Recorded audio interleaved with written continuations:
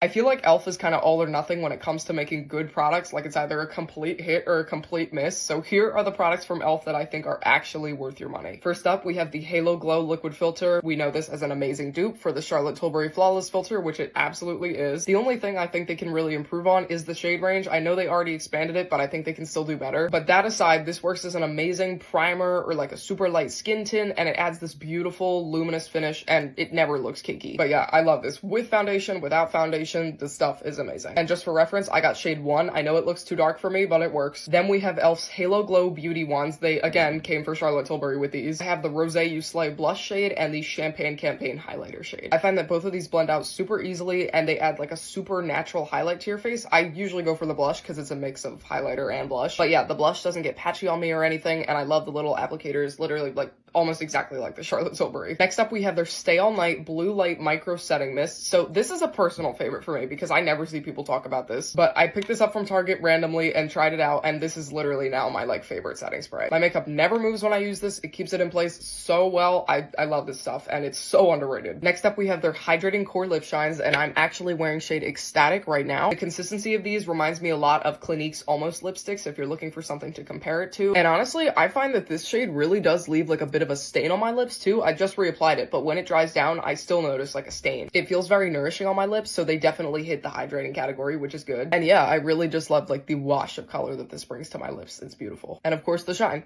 can't forget. Next up, we have their Brow Lift, and like a lot of e.l.f.'s products, I do not think this should be as cheap as it is because it's so good. I used this again yesterday and it kept my brows in place all day. I seriously love this stuff so much, and it's a great dupe for the Anastasia Beverly Hills Brow Freeze. I love the Brow Freeze, but this is like literally the exact same thing, and it's what, $7? Next up, we of course have the new Camo Liquid Blushes. I already made 2 videos with these, and I have to say the pigment is incredible. I love the dewy finish, and these blended out so well on me. I use a technique where I put them on the back of my hand and then take a brush and blend them into my face, and I find that it's so much easier than just dotting the product on my face. And when I do that, I get like zero patchiness. These go on so seamlessly. And last but not least, their Glow Reviver lip oils, which I again clearly love. These were meant to be dupes for the Dior lip oils, but they definitely are way better than the Dior ones. The color's pretty sheer on the tinted ones, but I love the slight tint that it gives my lips. I like that it's not overpowering. These also have a bit of a minty scent to them. They feel super nourishing on my lips, and I love the applicators. I gotta show you. I know you can kind of see it through the bottle, but the doe foot on these is just perfection. So soft, exactly what a lip oil should have. These are my ride or dies.